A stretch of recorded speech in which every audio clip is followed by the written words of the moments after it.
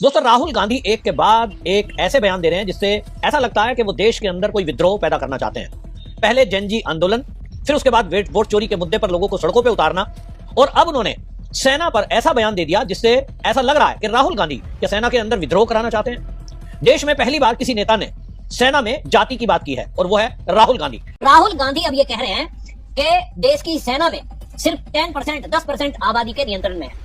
अब आप सोचिए कि ये पहली बार ऐसा नेता है, नेता प्रतिपक्ष, जो सेना में जाति खोज रहा है। उसका इशारा कहीं ना कहीं सेना के जनरल की तरफ है।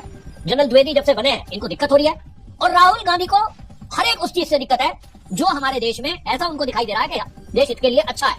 राहुल गांधी इस देश के व्यापारियों का विरोध करते हैं, उद्योगपतियों का विरोध करते हैं, और वो हमेशा ये बयान देते हैं कि ये जो देश की कंपनियां हैं कुछ ही लोगों की मुट्ठियों में है, और वो ये भी कहते हैं कि ये जिन लोगों की मुट्ठी में है वो सब समझ जाती हैं। क्या ऐसा है? तो सेना में जो ऑलरेडी सेना में नौकरी कर रहे हैं, क्या आपको किसी ने कहा कि वो जाति के कारण से उसका प्रमोशन नहीं हुआ? जाति के कारण से फ्रंट पे उसको भेजा गया, बैक में पीछे जो है समर जाति के लोग रह गए। कभी भी सेना में ऐसा नहीं होता है। सेना एक पॉलिटिकल विंग नहीं है कि वहां जाति के आधार पर आरक्षण मिलेगा, जाति के आधार पर आपको वोट डालनी है। लेकिन राहुल गांधी उस सेना को भी राजनीति में घसीटने से बाज नहीं आ रहे।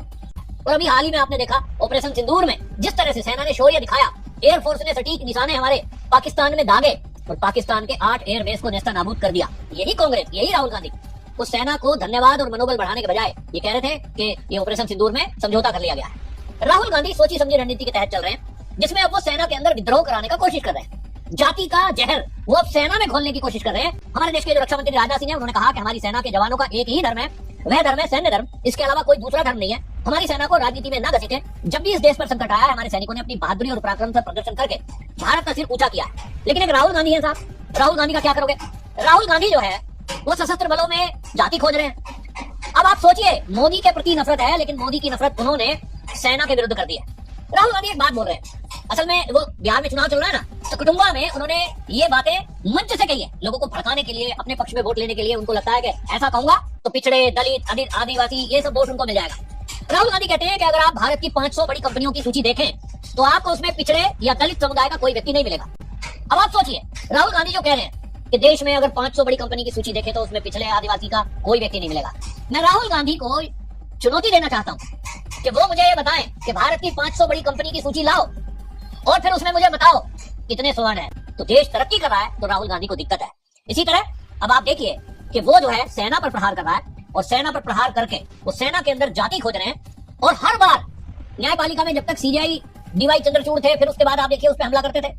अभी जो है हमारे देश के जो सीजेआई हैं वर्तमान में, वो तो कहते हैं साहब मैं तो बौद्ध हूं, मैं तो दलित हूं।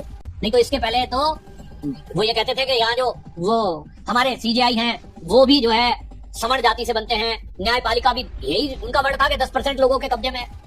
आज उनको लगता है कि सेना में सेना के जो अध्यक्ष हैं, सेना के जो बड़े बड़े ऑफिसर हैं, इस पर मैं प्रहार करूंगा तो सेना के अंदर विद्रोह होगा।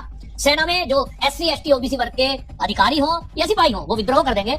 मुझे लगता है राहुल गांधी की मंशा ये है